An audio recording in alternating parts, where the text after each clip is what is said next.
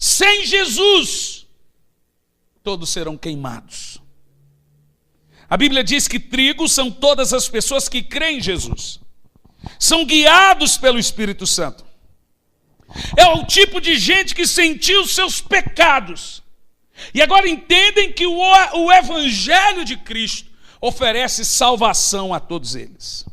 Trigo são todos os que amam ao Senhor Jesus e vivem e servem ao Senhor Jesus.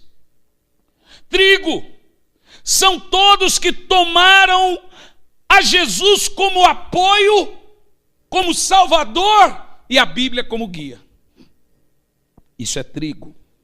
Trigo são todos que tomam o pecado como seu pior inimigo e o céu como seu único lar.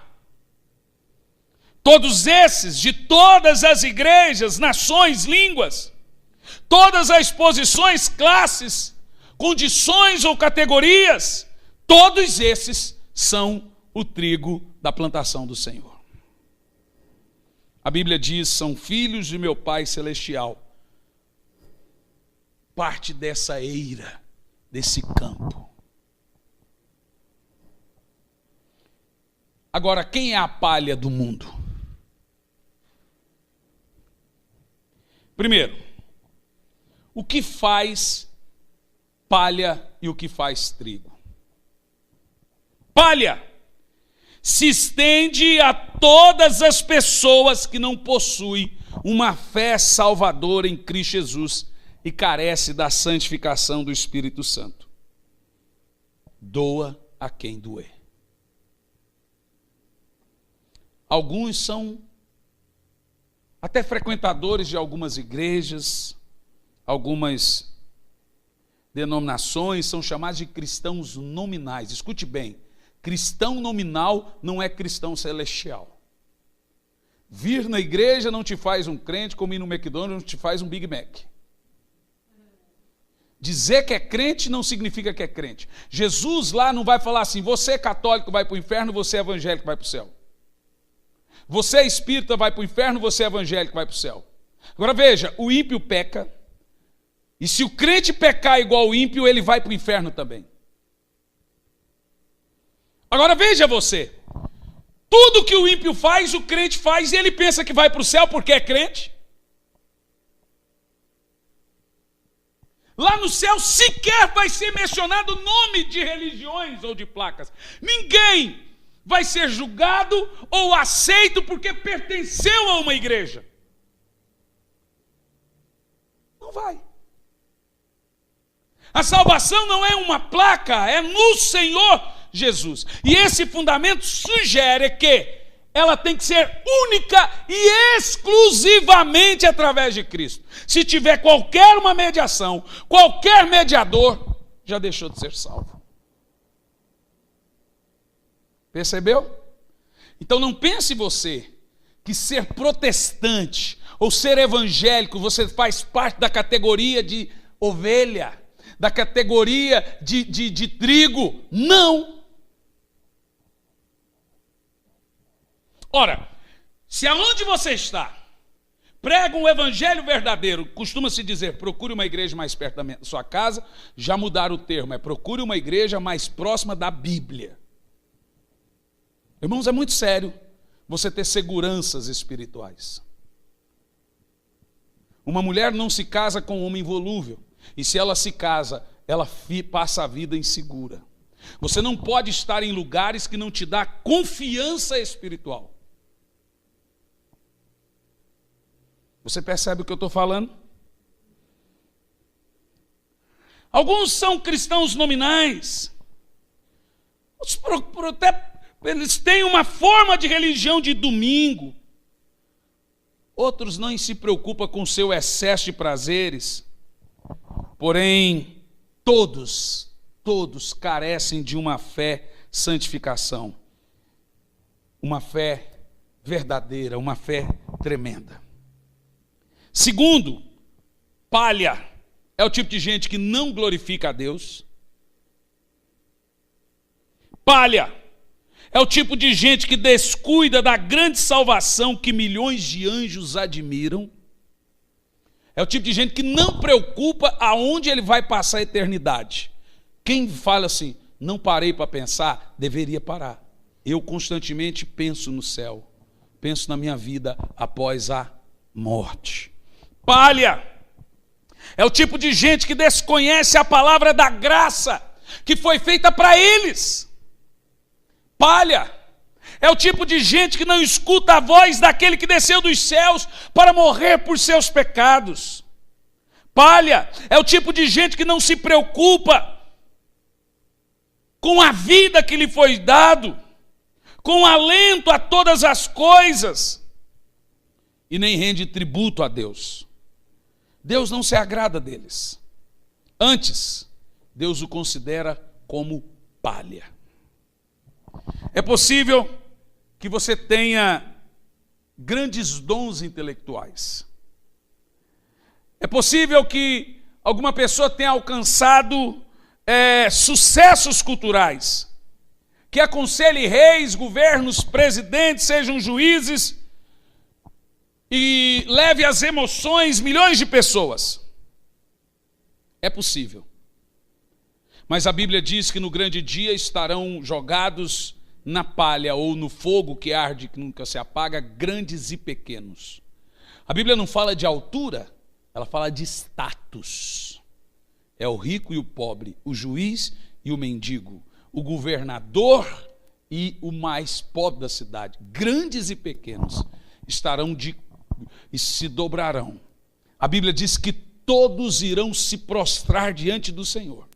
Alguns irão se prostrar por amor, outros terão seus joelhos quebrados, mas todo joelho se dobrará e dirá que Jesus é o Senhor. Você percebeu? Se você crê em Jesus, Ele é seu Senhor. Se você não crê, Ele é seu Senhor do mesmo jeito. A Bíblia diz que Ele é Deus de vivos e mortos, de crentes e incrédulos. Alguns para a bênção, outros para a condenação. Outros terão seus joelhos quebrados, mas vão se dobrar e dizer que Ele é Senhor. Outros dizem com a boca cheia, Jesus é Senhor, porque aceitaram o senhorio dEle.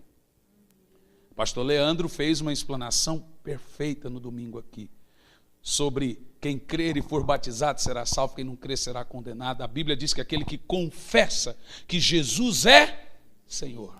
Você entendeu isso? Quem estava aqui no domingo deve que você entendeu. Não é só confessar, dizer que crê em Jesus, é aceitar o seu senhorio. Que essa é a parte difícil. Aceitar o senhorio de Jesus na sua vida custa tudo, inclusive a sua vida.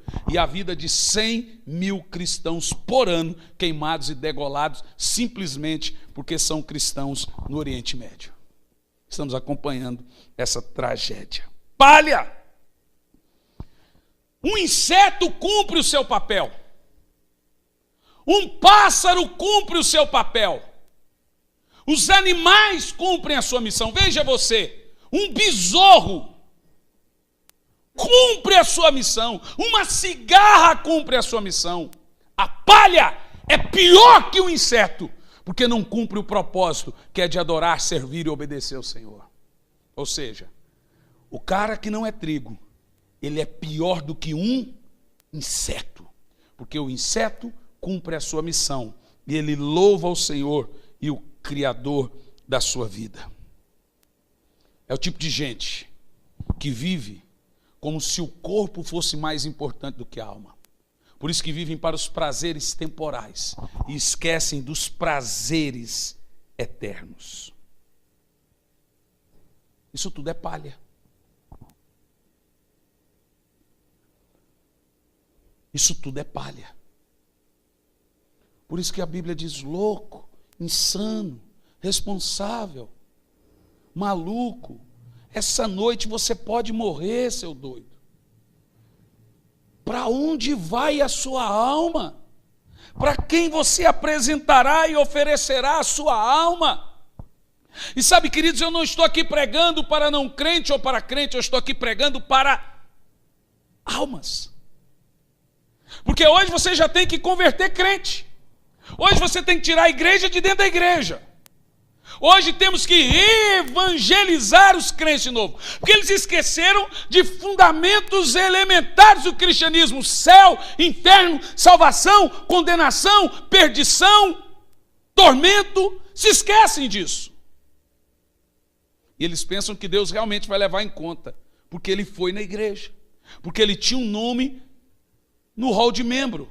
Não importa se você tem nome no hall de membro, importa se você tem o seu nome no livro da vida. Ora, os discípulos disseram: curam, Senhor, eles nos obedecem, os demônios saem, os enfermos são curados. Jesus falou assim: vocês estão empolgados com isso? Eu lhe pergunto, vocês se empolgam? Já perguntaram se o nome de vocês está no livro da vida? Jesus jogou água no chope deles. O cara acabou de ver um paralítico andar, ele vem todo empolgado, Jesus faz assim: psh.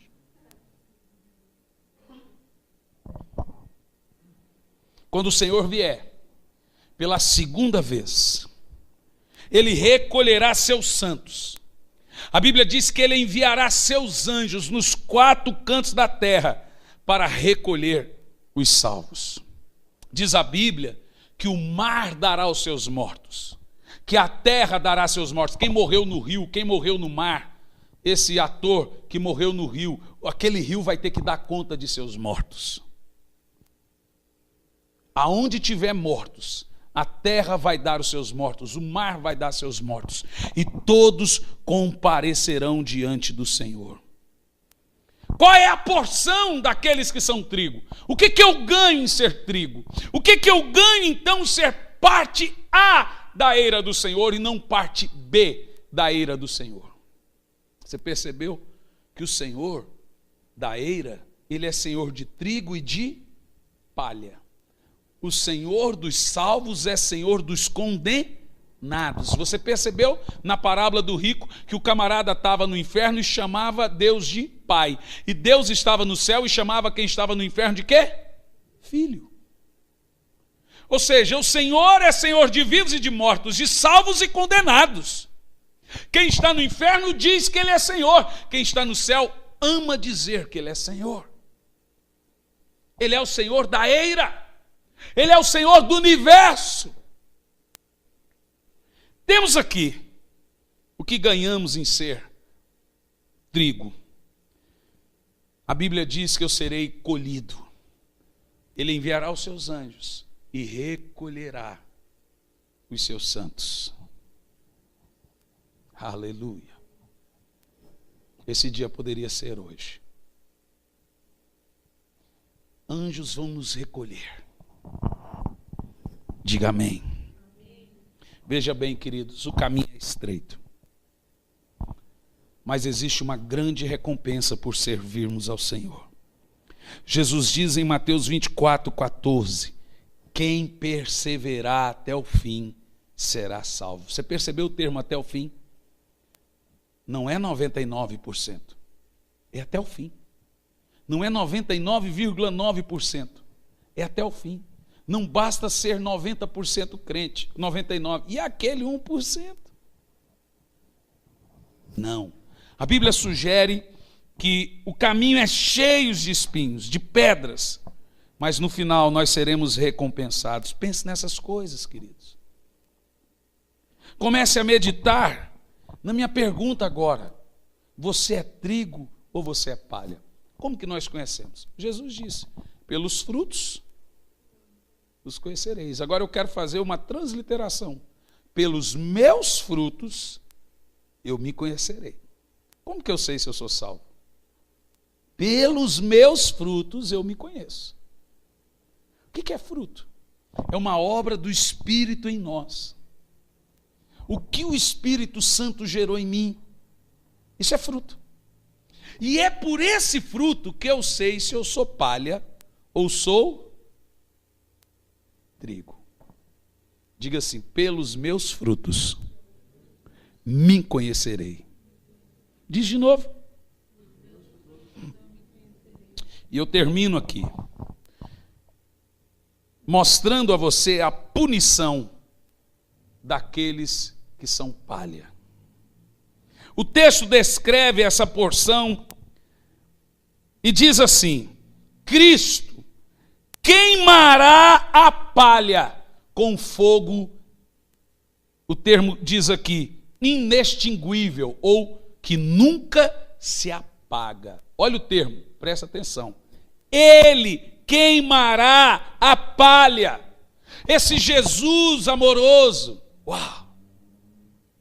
Esse Jesus bondoso, põe Apocalipse 6,15, por favor. Esse Jesus que abraça velhinhos e crianças.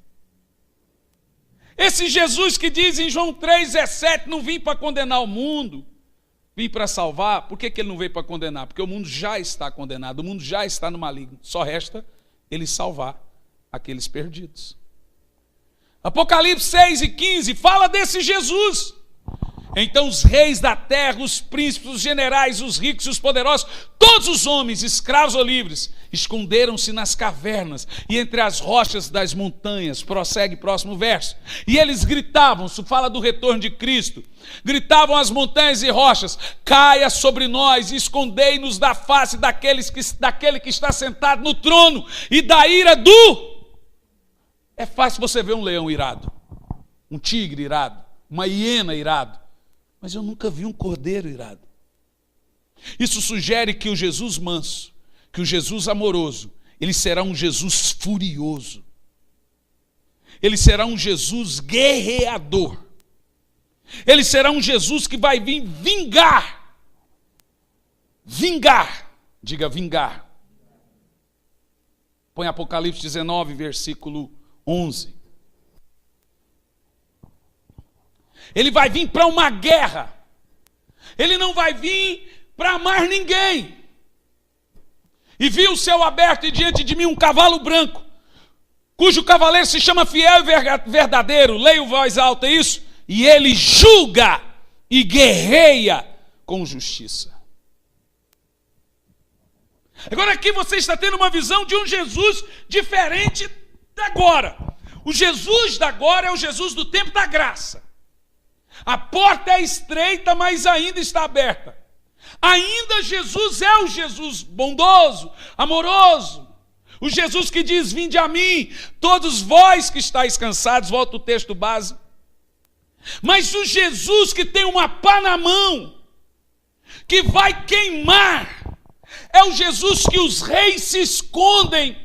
É o Jesus que os homens pedem que caiam sobre nós os montes.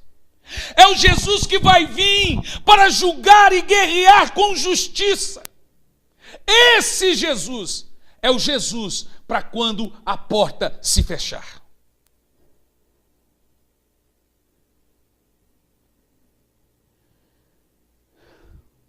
João diz: ele tem uma pá em sua mão.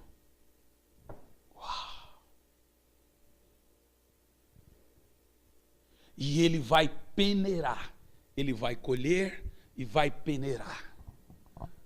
O trigo vai para o seu celeiro, a palha vai para o inferno. O trigo vai para o paraíso, a palha para o inferno. Onde João Batista diz: há um lugar onde o fogo não se apaga.